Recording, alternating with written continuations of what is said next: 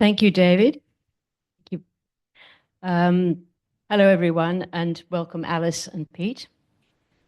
First of all, can I ask you both, how are you navigating aging? I think navigating is the right term because retirement is a sea of uncharted waters. Pete, how are you navigating this ship of retirement? As well as I can and enjoyably, I think. I've been coming up to 16 years since I left full-time employment. And so, yeah, it's been a fairly lengthy journey, but a particularly enjoyable one. What I find best is the opportunities that I've had to do things that were different for me, to learn things that are new, to get involved with different groups of people and to get involved in different activities. If I find something that interests me, I can pursue it up whatever rabbit hole I want to. And I think that's a wonderful sense of intellectual freedom, but also the opportunity to do things that I enjoy and get out and meet people and volunteering with COTA and with other groups, with University of the Third Age and with the local high school. It's certainly enriched my life and made it enjoyable. Am I aging well? I'm aging as well as I can, and enjoying it all along. I think this ship is charting on rather smooth waters by the sound of it. Can you tell us about the high school that you involved with? What does that? Yeah, it was a rather interesting program. It was a program of Central Coast mentoring that was done in a number of high schools in the Central Coast area. And they looked for elder members of the community to meet over a program over a school term with Year 10 students. And so I had the opportunity to mentor a number of students, and it was particularly enjoyable. I can remember one lad who wanted to get a job at the local Coles. So we helped him write his resume and we rehearsed him for his interview. And I get great delight when I go to the Coles checkout at Woy Woy and find him there. So that's been, and it was a particularly rewarding experience. I think it stopped, of course, for a while during the COVID lockdowns. But what was really heartwarming was the teacher who ran the program wrote to the mentors and indicated that the students were worried about us and concerned and wanted to know whether or not we needed help shopping. And I thought that was a particularly wonderful outcome to encounter. That's beautiful. It also brings another dimension to the importance of intergenerational active connection, doesn't it? Yeah, well, the other great delight of my life is my grandchildren, and our daughter and her husband run an architectural business from their home, and building gets knocked around as soon as the economy turns down. So my daughter had been a primary school teacher previously, and she's gone back to doing some work in the schools. So Deb and I have been babysitting a 2-year-old, which is a great delight. But by the end of the day, we're looking for a hole to crawl into. And by the same token, it's terrific fun. I actually am firmly of the view that every old bloke should have access to a 2-year-old boy. That's terrific. Very positive way of looking at it. What about you, Alice? Because we've all moved from busy, rewarding careers, very fulfilling. How have you managed that transition yourself? I know you've written about it, but perhaps you'd like to elaborate on that. All right. Thank you. Well, I used to have my own legal practice. I specialised in family law and then moved into elder law when I was kind of winding down. But retirement came up as a huge obstacle. I just wondered what was I going to do with myself. So I started researching because I wanted some information. And then after a while decided that none of these various books that I read really were very helpful. That is what led me to writing my own book. And it was a way to transition out of the working life. Now, I suppose I must, although to be quite frank about it, I still work on a part-time basis because, you know, I really love things to do with the law. I love writing, and my part-time job allows me to do both of those things. So I guess the thing about retirement for me is, firstly, the relief from not being in full-time work, and particularly not as a full-time family lawyer, because that's incredibly stressful, as well as running a business. But also that sense of growth in personal development. So I sort of second what Pete's saying about, there's just so many opportunities that have opened up since I retired that I'd like to say I planned for it, but that is not the case.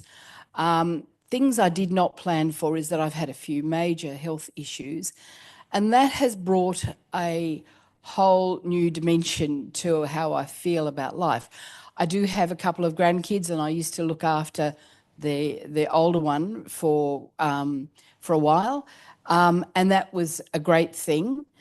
But I think becoming very ill for a while has brought this sort of dimension about, confronting my own mortality, that sort of stuff.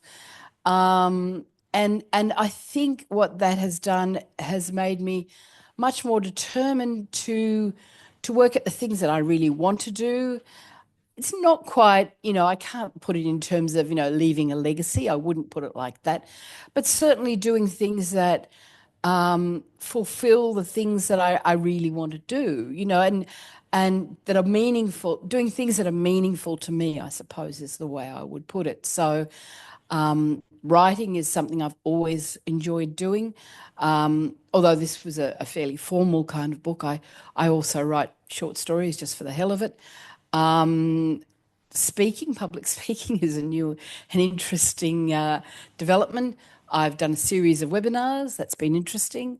And I'm contemplating doing a whole lot of new things in that direction, because it kind of joins up all the things that I wanted to do when I was a lot younger. And, the time will come when I won't be an employee at all, and I will go and do a few other things. I think the one thing that I have found really enjoyable about being retired is that I have time to see the outside world. I know this is pretty boring, I suppose. When I was working, I honestly couldn't have told you. I'd get up early in the morning, I'd run around doing all the things in court or wherever, and come home late at night. Whatever the day was doing, I really didn't know. Whereas now I wake up, I look outside, and I enjoy being outside. I see what the weather's doing, the world's doing. I look at the magpies coming up to the table, that kind of thing. And I really get some sort of fulfillment out of that. I mean, I enjoy noticing that. I think that for me, the period of retirement has been a very creative process. And it's the one thing that I really, I want to use the skills that I have already acquired and the knowledge that I've got, but I also want to use it in more creative ways. So it's been a great time for me, with some interesting developments along the way. Sounds as if you've adapted to change very well, Alice, because that seems to me as one of the key things that we have to do in retirement, because everything's changing. Our bodies are changing, our environment's changing, our social connections are gone if we've been at work and depended on them to some extent. I'm sure. Looking forward to hearing some of the questions from you people, or examples of your own ways of enjoying your retirement. I hope you're enjoying it. Now, I'm interested also in the transition. You haven't quite transitioned, Alice, but Pete, can you remember when you've been retired for a while, could you take us a little bit through the transition from working and very successfully and happily into suddenly you haven't got that label on you anymore? Yeah, I did it as a gradual process. I ceased full-time work 16 years ago. I carried on doing some work. I sat on a board, and I sat on a tribunal for 3 or 4 years. I think one goes through that initial period where you sort of cease getting a fortnightly salary and whether you'll get enough superannuation to manage on. But I decided after a couple of years that you don't need as much money, and it's not as important as you think it will be. So I did some other things, but they brought me to the city and kept me in the city a lot more. And I'd moved to the coast, and I think after 3 or 4 years, I felt ready to move away from all of that. And I'd be sitting in a hotel room in Sydney, and Deb would be sitting in the lounge room at Umina on her own. So I decided I'd had enough of that. I transitioned, but that was useful. But by that stage, I got involved in teaching art history, which is my great love in life, at U3A, and the voluntary work at the school and a few other things. And then eventually with COTA, so I was quite happy to have plenty of activity that was there, and the need to work or the desire to work faded. It was much easier to work from what I knew rather than what I did. But by the same token, transitioning worked for me. It might not necessarily work for everybody, but I found it comfortable. But I arrived at a point where I decided, no, it's time. That's what you do.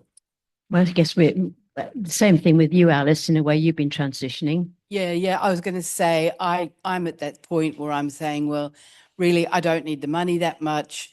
I'm not really that interested in that kind of work. I actually like the feeling of being in control of my own life, in a sense, so that I belong to a number of organisations, and there are, creative projects that I want to do.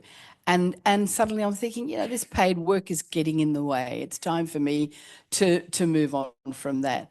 And I think one of the things that is really a problem in that early retirement stage is that we tend to, in our working life, we categorise ourselves as workers. So we're teachers or architects or, nurses or whatever we are. And then the thing about retiring is that we lose that category, and we think, because we don't have our category is retired, we don't really matter anymore. And that is actually something that I absolutely disagree with. I actually think we need to redefine ourselves as being contributors to society in so many ways. Just as a comment on that, when I'm asked to put a category in one of those endless forms that you have to do, what's your occupation, I say volunteer or advocate, one of the two, but I don't say retired ever, because I'm not.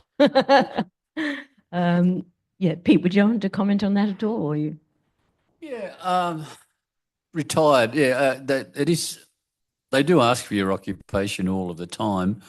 I do occasionally, when I'm doing COTA-related work, put advocate, but I put retired. But I often think to myself, I would like to add a word and put retired contentedly. I think that's. Well, that's another way around it too, isn't it?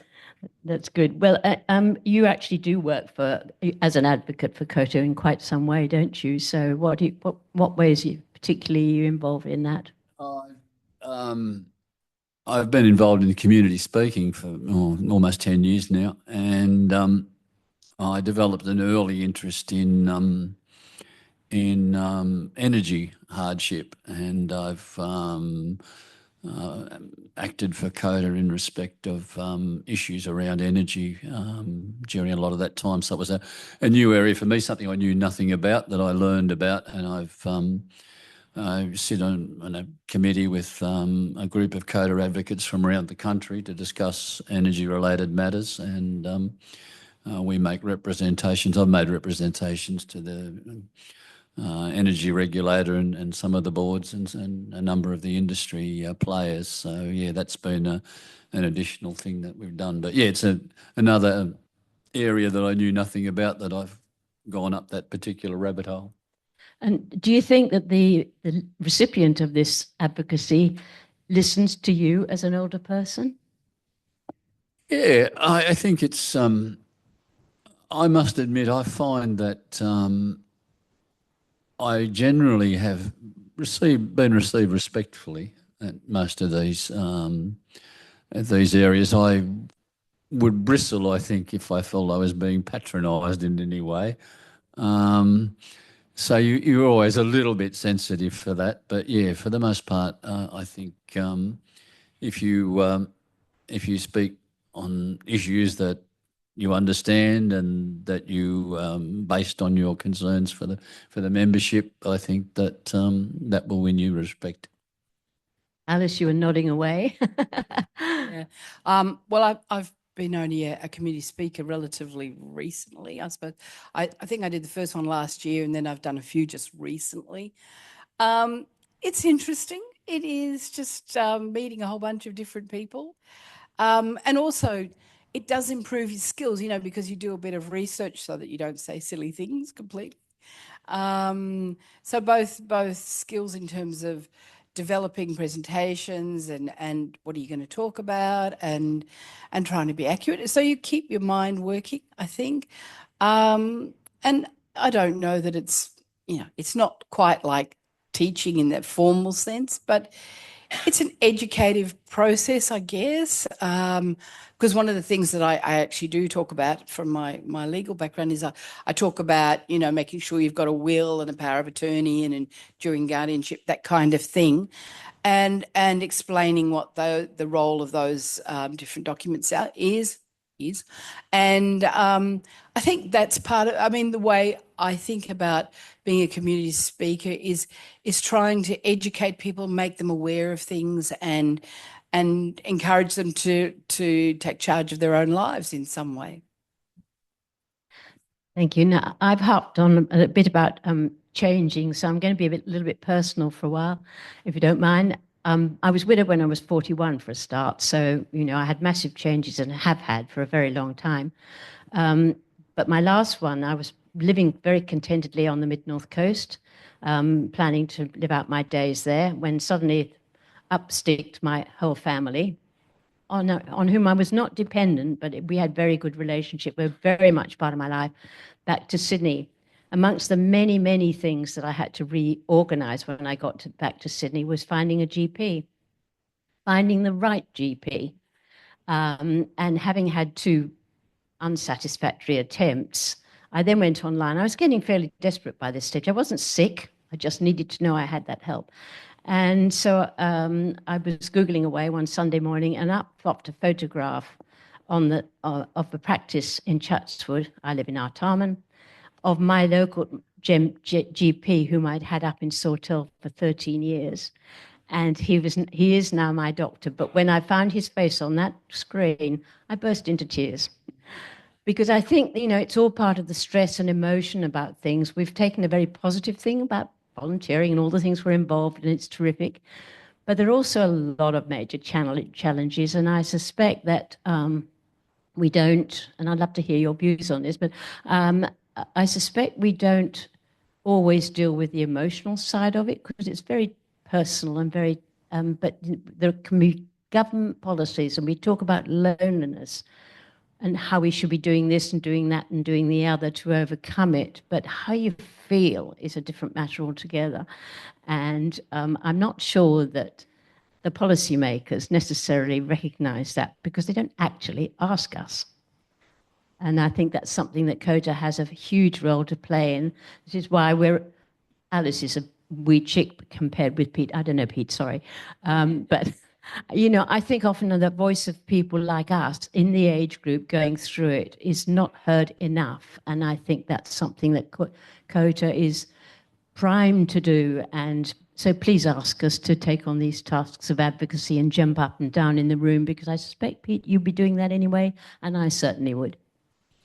Yeah, I think you're quite right. The relationship with the GP is particularly important, and I think I've actually outlived a GP, and a couple have retired. So, but I've sought out and found somebody who I'm quite happy with. But yeah, I think again in the speaking, my background in health has been useful in terms of conducting the ageing well lectures that we do, and although it's straightforward, I think the proper messages like eating well, getting adequate rest, getting a bit of sunlight, but not too much, to exercise, to socialise, and to do those things. Useful messages. They're not complicated messages, but they're important ones in terms of the quality of the life that you can live. And yeah, my background's been helpful in doing that work, and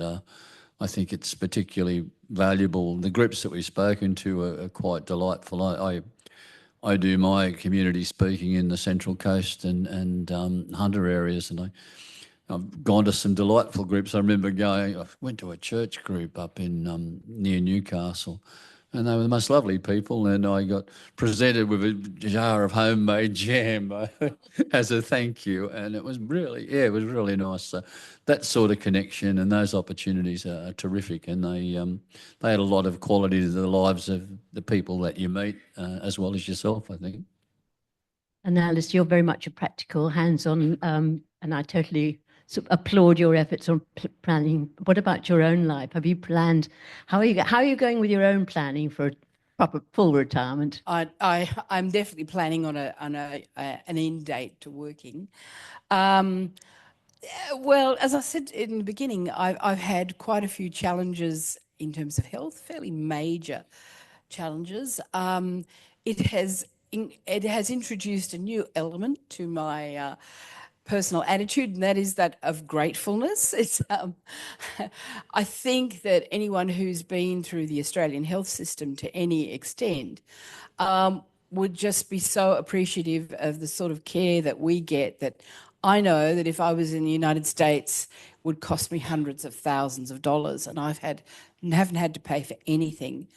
I think that's just a wonderful part of living in this world. In the area that I live in, Canada Bay, I actually was given one of these, a senior service directory of all the services that are available. I was given it because some of the people I know who live in the area this is actually a bush care group here, and I think it's great having services that are that you find out about and you can access. It's interesting, when I think about things like downsizing, I think, how could I leave this? I've got all these sort of services. I know people, a GP who, unfortunately, over the years, we have grown closer, not necessarily in the way that I'd like. No, I don't mean in a rude way. I mean in the sense of, I think we've got an understanding about, that we are both aging. I am aging somewhat quicker than he is. And I think that's really important to have that, a sort of someone you can trust with a whole lot of personal information, and sort of like tie up all those loose ends, so that as we get older, we tend to have sort of varying things. It's not just sort of one straight line. We only have one kind of illness. We tend to develop a whole bunch of different things. So it's good to have someone who knows your history and can see you as a whole person. So, I think, well, what does that mean? I suppose I'm just saying, you have to find your own space. And therefore, I have friends who are busy kind of not only downsizing, but doing the sea change or tree change thing. And I wonder, starting out all over again, trying to find those contacts that you used to have, that's really difficult. So we need to start early and plan early, don't we? Anyway, now it's your turn.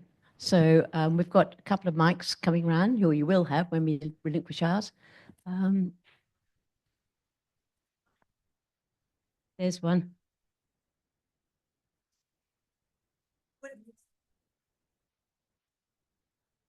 I find it very interesting to hear both of you talk. I was previously a nurse and a midwife and a nurse educator, and then I did a graduate law degree and ended up doing a PhD, would you believe, in fetal status and law. I'm interested in the way that all of you have talked about how you've transitioned to retirement. Well, I transitioned to retirement by continuing to teach on a part-time basis, and like Peter, on tribunals. And from that point, I was able to continue being involved with both the professions that I loved, because I taught law to nurses, and I was doing it part-time, and I did that for about 15 years. until I fully retired. I mean, I have grandchildren as well, so I'm involved with them. I'm involved with their activities, and I've involved with the seniors group at the North Ryde RSL, doing things like Tai Chi, those sort of things. I do a lot of reading, and I find that that is very good at keeping the mind active. So I think it's very important to be physically active as well as mentally active. And I think it's wonderful that the way you've expressed the way that you've transitioned into retirement. And I want to congratulate both of you. Okay, thank you. Thank you. I've actually got a Zoom question from the person. I'm a solicitor, retired at 67 from a non-legal role. My worry is that I've identified as a solicitor too much. What are your thoughts, being identified with the role that you were seen to be? Well, I guess as a solicitor, Alice, you should answer that. I think it's a privilege to can still have a role. I mean, I'm not a practicing lawyer at all anymore, but it's great because you have all this knowledge that you can help other people with. Well, that's what I want to do with it, and it's far more useful and far less stressful than being a practicing lawyer, I can tell you.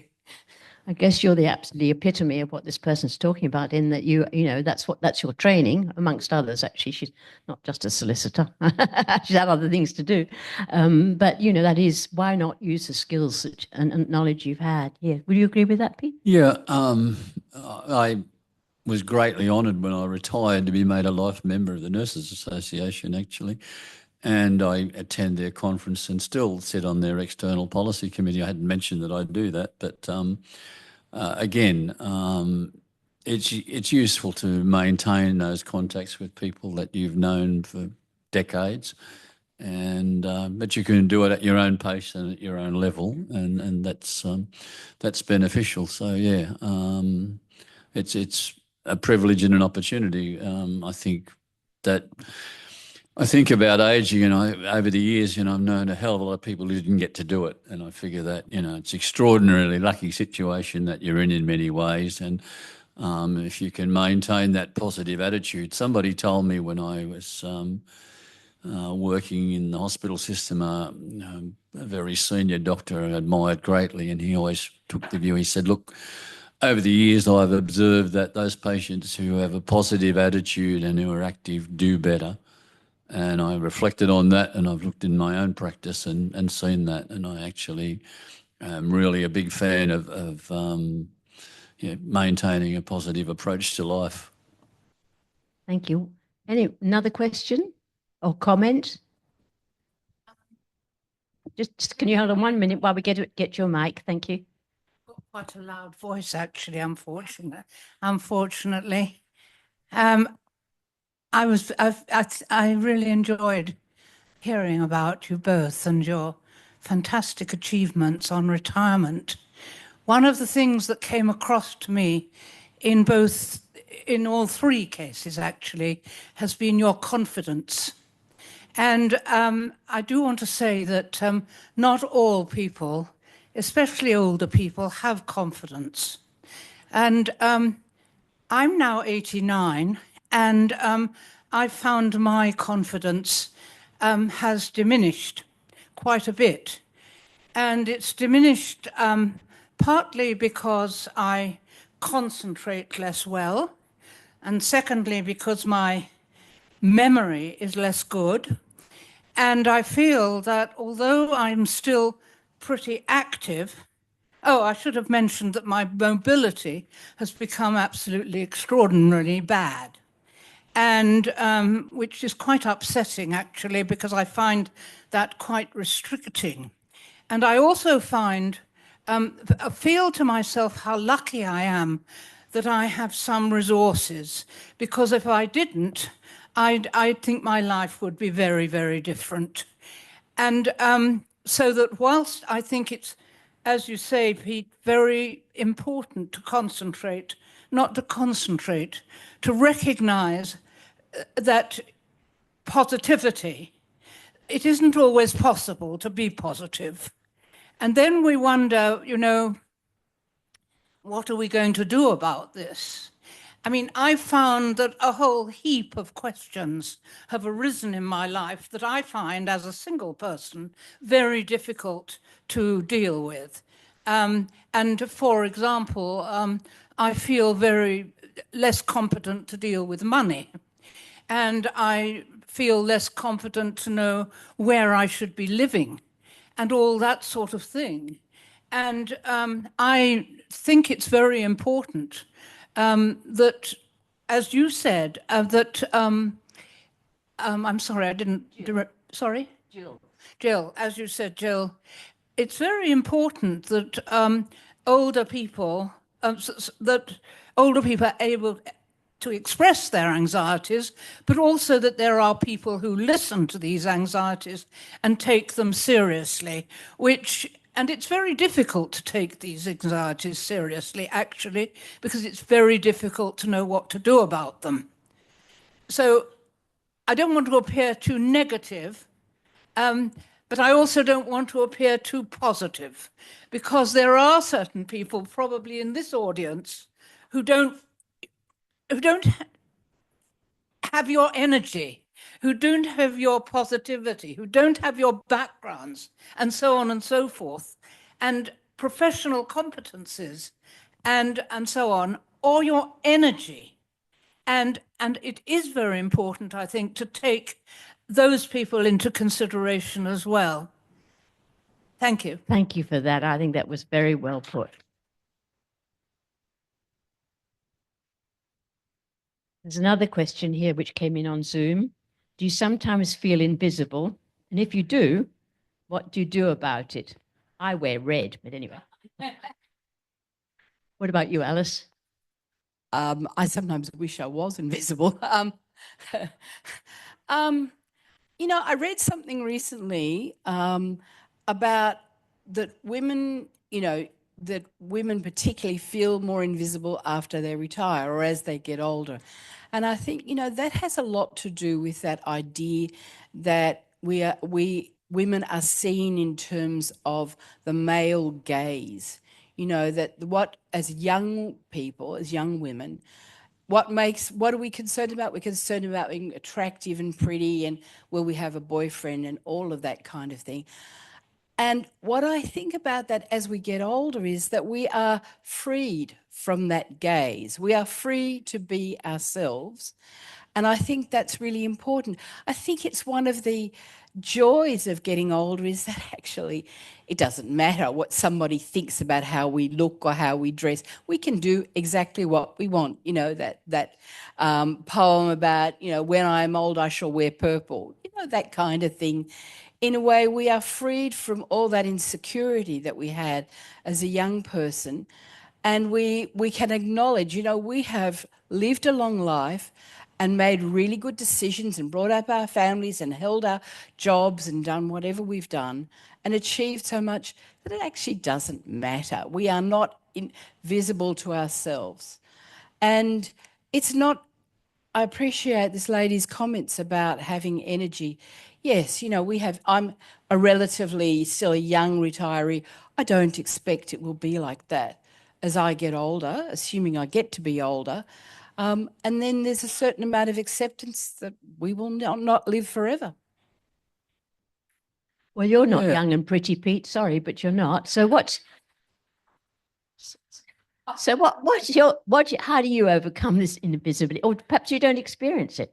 I was watching Australian Story the other night, and Kathy Lett was on, and she's expressed very, very similar ideas about how emancipating aging has been for her, and I think she had this delightful thing where she referred back to the Puberty Blues book and said, I might bookend it by writing Menopause Blues or something, which seemed to me like a really good idea.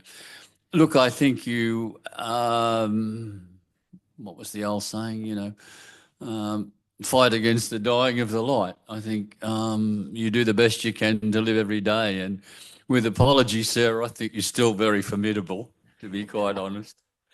I think, I don't know, I think at every age you face challenges. I would watch these young boys at the high school that I was mentoring who would struggle to verbalise what they wanted to say. And I think, you know, I look at my children, my daughter and her husband who are battling on with, you know, the high mortgages, having moved up the coast at the height of the market and dealing with the high interest rates and so forth. But by the same token, you make it through. And then I don't know. I always tell my family it'll be all right in the end. And occasionally they might say to me, well, you know, it's not all right at the minute, Pete. And I thought, well, not the end yet, dears. And I think that's probably how you stay visible, I think. Is there another one?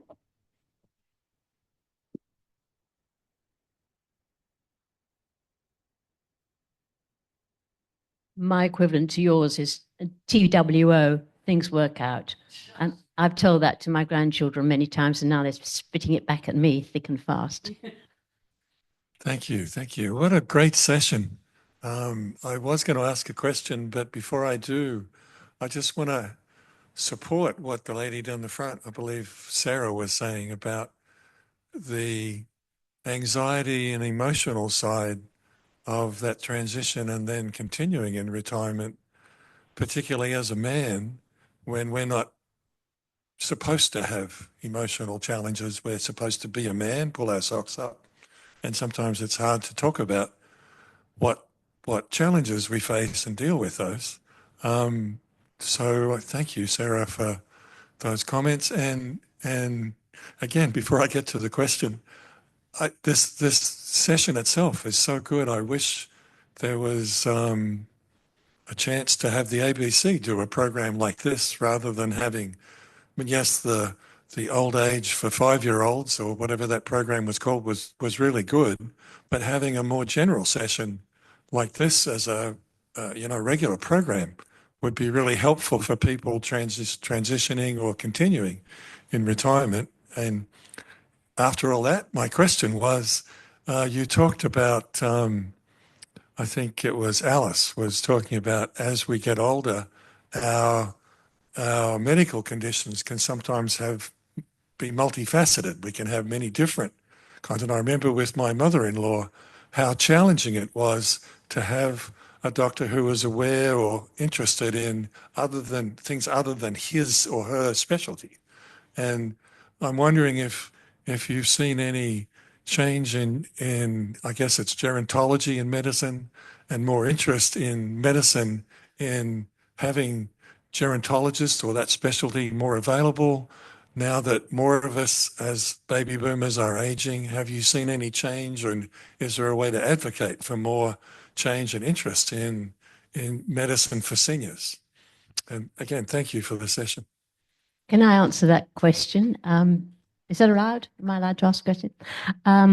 I've been a consumer representative on a local health district for the last 7 years, 5 years on the Mid-North Coast and nearly a couple down here with Sydney North Primary Health Network, which is the GP network.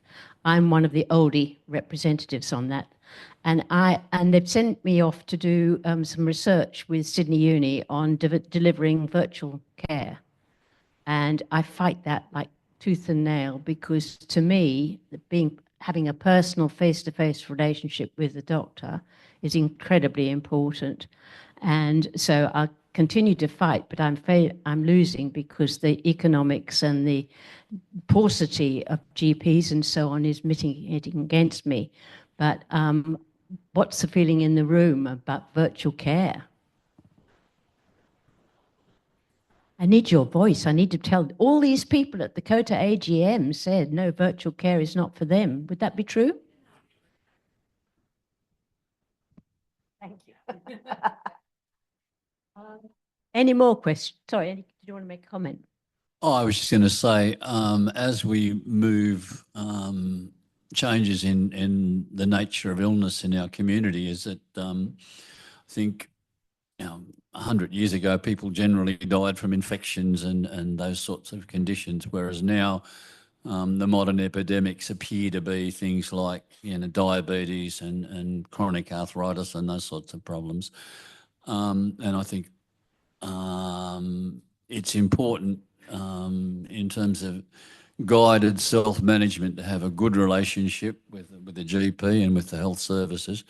But also, I think our responsibility for our own health needs to be in our own hands in terms of the way we live and eat and exercise and do those things. And I think that's important, and those relationships are vital. And I think, I don't know that I'm happy to.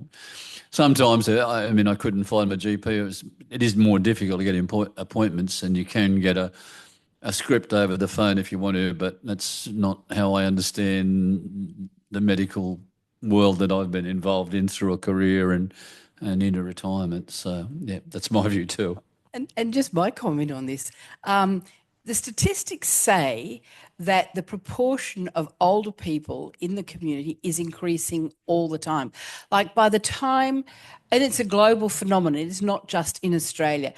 By the year 2050, the proportion of older people will something like double compared to the percentage it is now. So we actually, old folk actually have economic value. So we need to keep pushing down that road to make sure that there are sufficient specialists to look after our needs, because we're going to be living longer and we're going to be there to keep, we pay we pay taxes, we contribute to the society, we are consumers, and we need to have governments listen to us. Thank you. Another question up there. Thank you. Pardon me taking the liberty of saying something else, but I think it's important that we recognise the services and opportunities that are available in the community.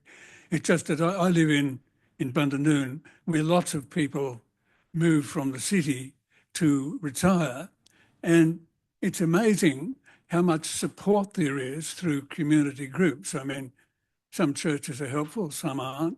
I belong to the Men's Shed, which has got 75 members in a community of 2,500 people. The History Group has 150 members. The Garden Club has 150 members.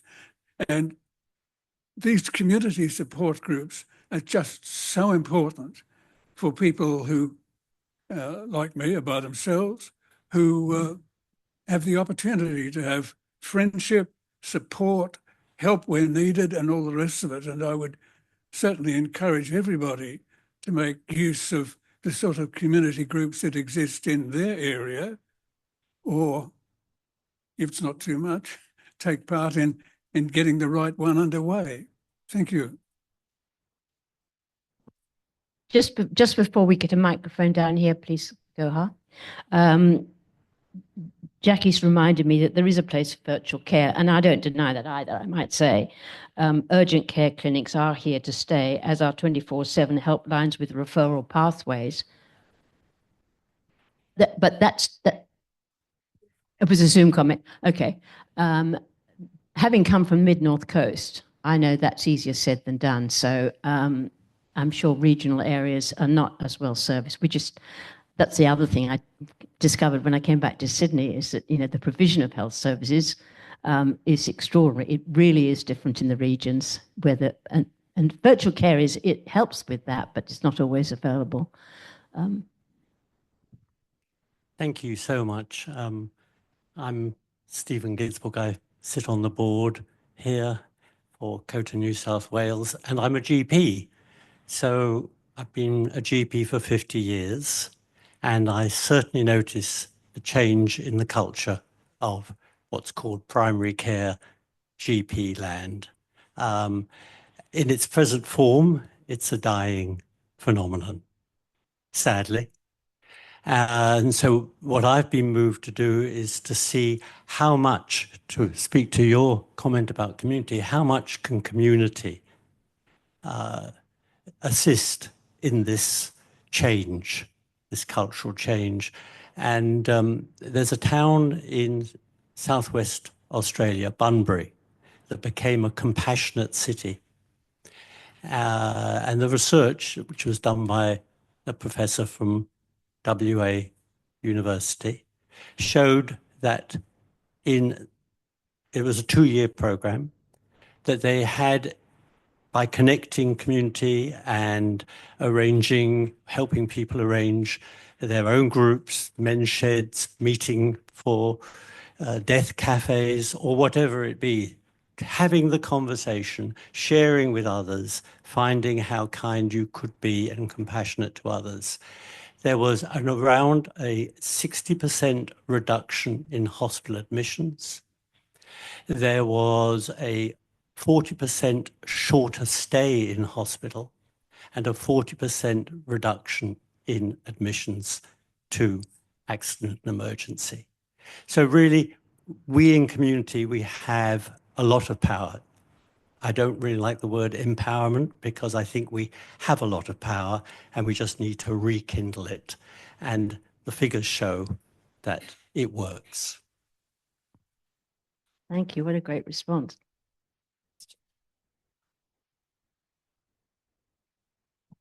Right, just a couple of things as in hearing people speak of this and that. I think that, loneliness has been shown right through the community of all sorts of ages, and particularly probably in the older age group. I mean, I'm a city person, live in Chatswood, very busy area. And when I heard about Bundanoon and the gentleman who lives there and how he's connected so wonderfully because of the groups that are existing there. And I've lived in the country, and Teddy, my daughter actually lives in Christchurch, and it takes her 5 or 10 minutes to get anywhere almost in the city. Well, a bit longer if you're going the other side. And I know that maybe at Bundanoon, you get in your car as an older person, it takes you 5 or 10 minutes to get anywhere, any friend, any community activity. Where I am in Chatswood, we're fortunate to have a bus, but the bus takes you to the main centre, and then you've got to get more buses. Not all the older people can get in and drive 5 or 10 minutes to get where they want to go. With the density of traffic, it's just, that confidence thing that you were mentioning, Sarah, losing confidence to get on the road. My mother-in-law, who's with me, and who was on is 94, 95 in a couple of weeks' time, and she's still got her full driver's license. But, she's restricting herself now to those areas she's familiar with, the routes. She'll go around and about everywhere to try and get somewhere and then come back. But, a lot of people are losing their confidence in the city and trying to get to groups. They're not familiar with all the groups that there are. COTA to me would be such a wonderful, I don't know what it could do, but I mean, thinking about, the virtual, as you say, virtual care of people who have lost confidence, don't know who to ring, don't know who to be in contact with, are maybe quite desperate, just need to have somewhere that they can ring and say, can you just have a conversation with me? Or who would you suggest I go to? Help them look up in their local area who they can connect with. I'm just putting out a whole lot of different things there that I think going to the country, you maybe do lose connection with some of your family, but you make a new set of social connections and they're very close. In the city, you just start to lose a lot. So I just sort of say, COTA, it would be wonderful to follow on with this, wouldn't it? To try and see where it can lead to help overcome for people.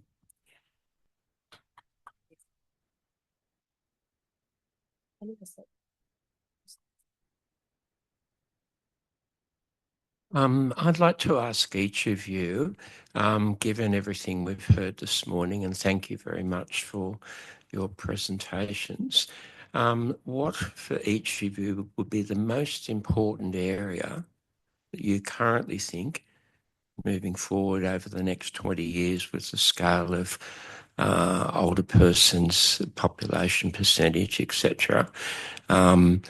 Most important thing to further enhance ageing well?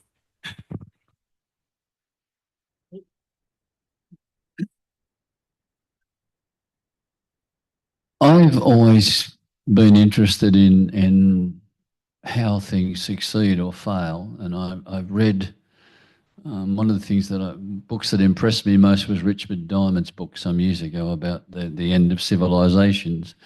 And he talks about how civilizations failed and monuments left on Easter Island.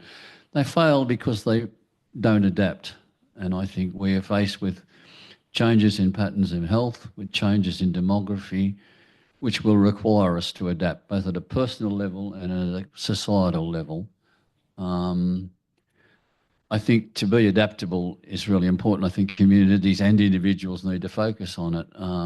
I too have suffered with some arthritis, which I manage with physio and hydrotherapy. I moved from the mountains to the sea when I retired, so I needed to make that adaptation. Doing hydrotherapy in a public pool with a bunch of other guys was a terrific way to adapt. You could ask people, where do I get my car serviced? Do you know a good plumber? I think the important thing for individuals and for societies is to be able to adapt to change, and change is with us all of the time. And I think the solutions need to be community-based, as somebody said. They need to be flexible. And I think that, if there's something that's going to help us see through some of these difficulties, I think it's willingness to adapt.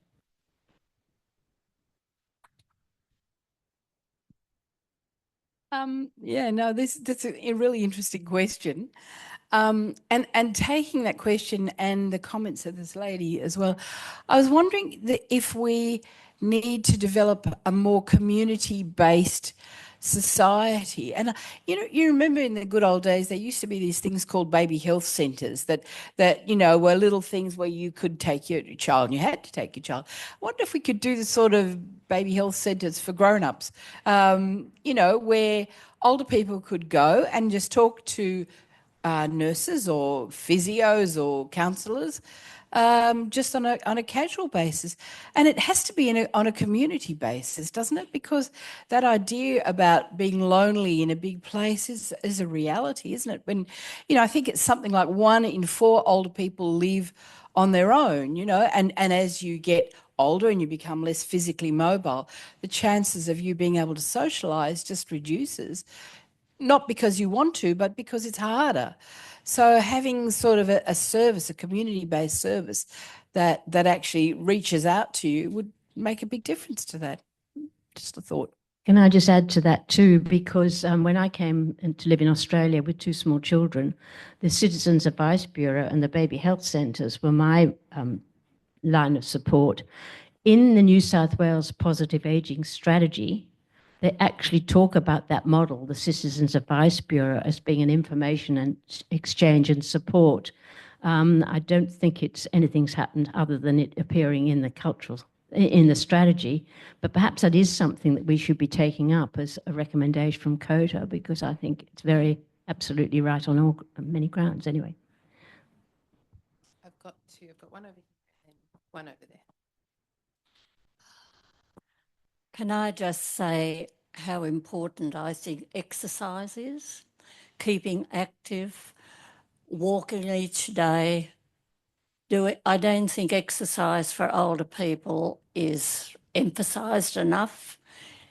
And, the more you look after yourself, the more able you are to take care of yourself as you get older and do the things that you need to do to be able to be on your own and take care of yourself. Thank you. Thank you.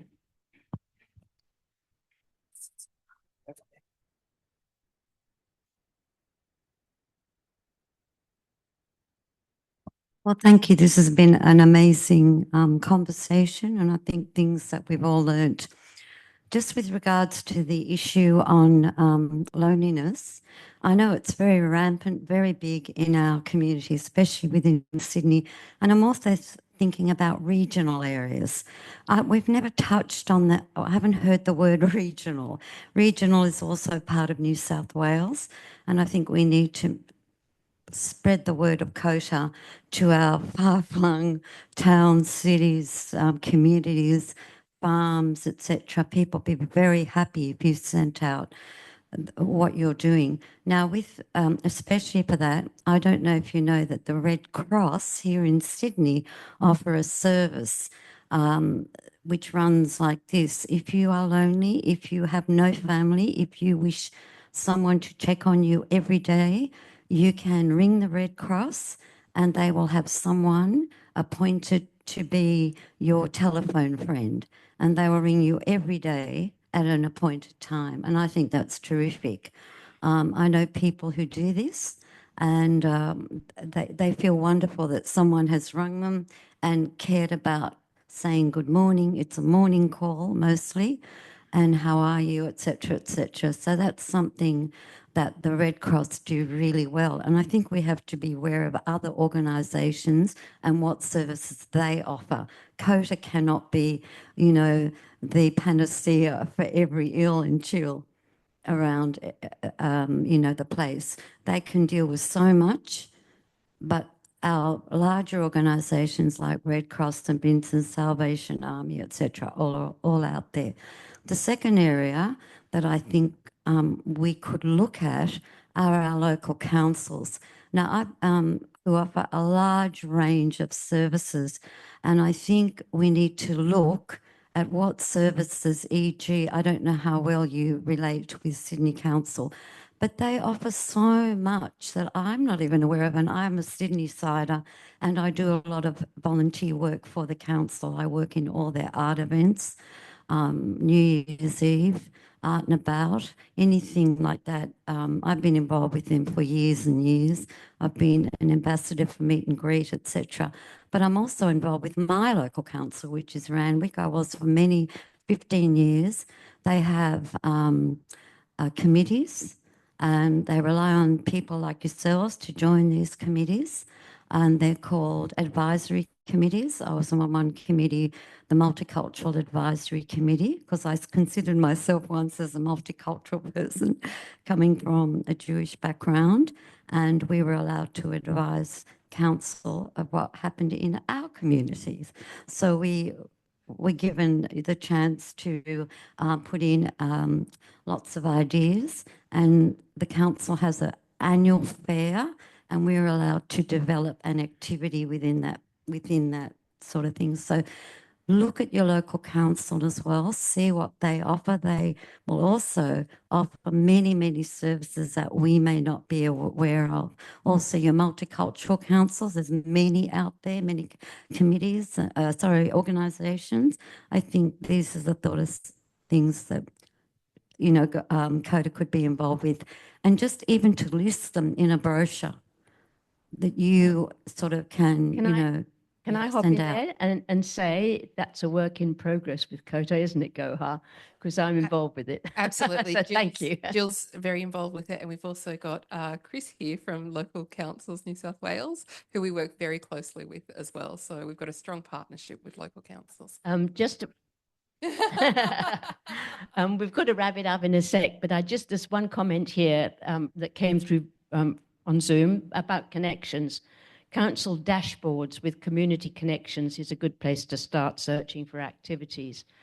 My only comment about that is that a lot of my age group don't use a computer. That's not how they get their information. So we need to bear that in mind always. Anyway, other than that,